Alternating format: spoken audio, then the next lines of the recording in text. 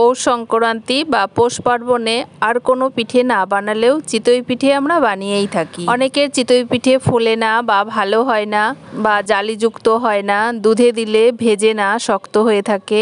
তারা আমার এই ভিডিওটি দেখতে পারেন। আমি সম্পূর্ণ মাপ বা টিপস সহ পারফেক্ট চিতই পিঠার রেসিপি আপনাদের সঙ্গে শেয়ার করব। আশা করি উপকার হবে। নমস্কার, আমি শিপ্রা। আমার রান্নাঘরে আরও একটি রেসিপিতে আপনাদের সকলকে স্বাগত। চলুন দেখে নিন আজকের রেসিপিটি। আমি এখানে একটা গামলা নিয়েছি। এই গামলার মধ্যে 2 বাটি কেনা শুকনো চালের গুঁড়ো নিয়ে নিচ্ছি।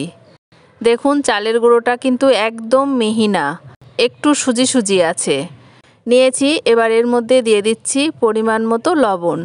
লবণটা একটু চালের গুঁড়োর সঙ্গে মিশিয়ে নিচ্ছি। এবার এর মধ্যে উষ্ণ গরম জল দিয়ে মেখে নিচ্ছি। জলটা কিন্তু খুব বেশি গরম না, আমি আঙুল দিয়ে দেখে নিচ্ছি। এবার এই উষ্ণ গরম জল একবারে দেব না, অল্প অল্প করে জল দিয়ে চালের গুঁড়োটা মেখে নেব। অনেকক্ষণ ধরে মেখে নিতে হবে। আমরা যেভাবে আটা মাখি সেইভাবে মেখে নিতে হবে। চিতই পিঠের এই চালের গুঁড়ো মাখাটাই হলো সবথেকে গুরুত্বপূর্ণ। অনেকক্ষণ ধরে এই আটাটা মাখতে হবে। বেশ কিছু সময় মাখলে এই চালের আটাটা আঠা আঠা হয়ে যাবে। তখন এর মধ্যে উষ্ণ উষ্ণ গরম জল দিয়ে একটা দরদরে ব্যাটার তৈরি করে নিতে হবে। এই চালের আটা মাখার উপরেই নির্ভর করবে চিতই পিঠে ফুলবে, নরম হবে, দুধে দিলে ভিজে যাবে। এ পর্যন্ত যারা আমার ভিডিওটি দেখছেন অথচ লাইক দিতে ভুলে গেছেন, তারা অবশ্যই একটা লাইক দিয়ে দেবেন।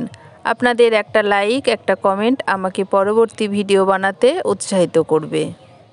আমি এখানে শুকনো চালের গুঁড়ো নিয়েছি। আর আপনারা যদি ভেজা চালের গুঁড়ো বা নিজেরা চাল গুঁড়ো করে নেন তাহলে তো খুব ভালো হবে। না হলে কেনা চালের গুঁড়োটা কেনার সময় একটু সুজি সুজি দেখে কিনে নেবেন। চালের গুঁড়োটা একদম মিহি হলে চিতই পিঠে কিন্তু ফুলবে না আর নরমও হবে না। দেখুন চালের আটাটা এইরকমভাবে মেখে নিয়েছি। এবার উষ্ণ গরম জল দিয়ে এই আটাটা গুলিয়ে একটা দরদরে ব্যাটার তৈরি করে নিচ্ছি। দেখুন এইরকম ব্যাটার তৈরি করে নিয়েছি। এবার সরিয়ে রাখছি।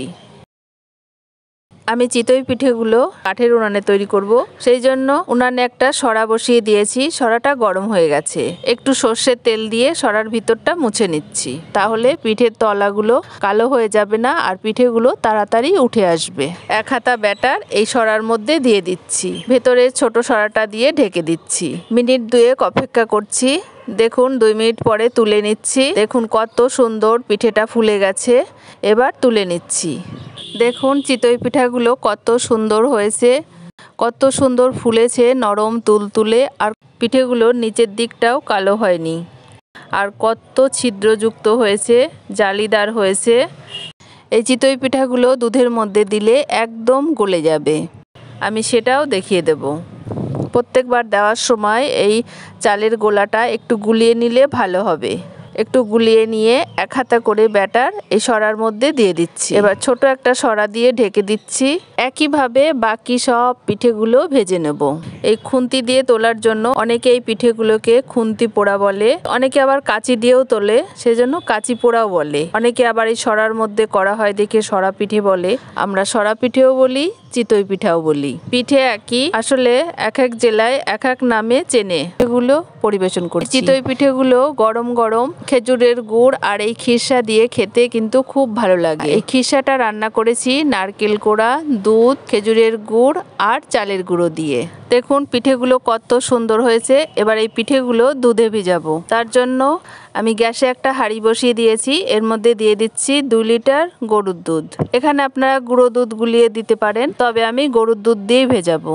গরুর দুধটা দিয়ে দিয়েছি। দুধটা হালকা গরম হয়ে গেছে। এর মধ্যে দিয়ে দিচ্ছি কয়েকটা তেজপাতা। এখানে আপনারা এলাচ দিতে পারেন, এলাচ গুঁড়ো দিতে পারেন, তবে আমি তেজপাতাটাই দিচ্ছি। এবার দিয়ে দিচ্ছি পাটালি গুড়, মানে খেজুরের গুড়। এখানে 2 লিটার দুধ নিয়েছি, তার জন্য 500 গ্রাম পাটালি গুড় দিচ্ছি। এই মিষ্টিটা সম্পূর্ণ আপনারা আপনাদের স্বাদ অনুযায়ী দেবেন, তবে 2 লিটার দুধের জন্য 500 গ্রাম মিষ্টি দিলে একদম ঠিকঠাক মিষ্টি হয়ে যাবে।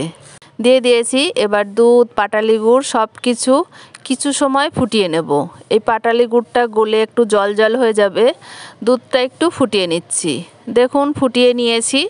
এবার এই পিঠেগুলো একটু ঠান্ডা হয়ে গেছে, পিঠেগুলো সব ভেজে নিয়েছিলাম, ঠান্ডা হয়ে গেছে। এই দুধটা গরম অবস্থাতেই এই পিঠেগুলো দিয়ে দিচ্ছি। দেখুন আমি এরকম পিঠেগুলো দিয়ে দিয়েছি। আর পিঠের মধ্যে কতটা দুধ রয়েছে, পিঠের মধ্যে কিছুটা পরিমাণ দুধ রাখতে হবে। দুধটা পিঠের মধ্যে ঢুকবে সেরকম দুধটা রেখে দিতে হবে, না হলে পিঠেগুলো শুকিয়ে যাবে। এই অবস্থাতেই এবার দুধটা একটু বলক আসা পর্যন্ত অপেক্ষা করছি। দেখুন বলক এসে গেছে, এবার একটা ঢাকা দিয়ে ঢেকে রেখে দিচ্ছি পিঠেটা ঠান্ডা হবার জন্য। আমার এই টিপসটা ফলো করে আপনারাও শুকনো চালের গুঁড়ো দিয়ে এইরকম চিতই পিঠে বানিয়ে নিতে পারেন। এই রকম সহজ সহজ রেসিপি আমার চ্যানেলে আরও আপলোড করা আছে, আপনাদের ইচ্ছে হলে আপনারা দেখে নিতে পারেন। আজকের এই সহজ পদ্ধতিতে চিতই পিঠা রেসিপিটি কেমন লাগলো অবশ্যই কমেন্ট করে জানাবেন। আর আমার পেজে বা চ্যানেলে নতুন হয়ে থাকলে পেজটিকে ফলো, চ্যানেলটিকে সাবস্ক্রাইব করে নেওয়ার অনুরোধ রইল। দেখুন পিঠেটা ঠান্ডা হয়ে গেছে, পিঠের মধ্যে কত সুন্দর দুধটা ঢুকে গেছে। এবার একটা থালাতে পরিবেশন করছি। দেখুন থালাতে পরিবেশন করে দিয়েছি। এবার আমি হাত দিয়ে ভেঙে দেখাচ্ছি। দেখুন কতটা নরম হয়েছে আর কতটা লোভনীয় হয়েছে, দেখেই খেতে ইচ্ছা করছে।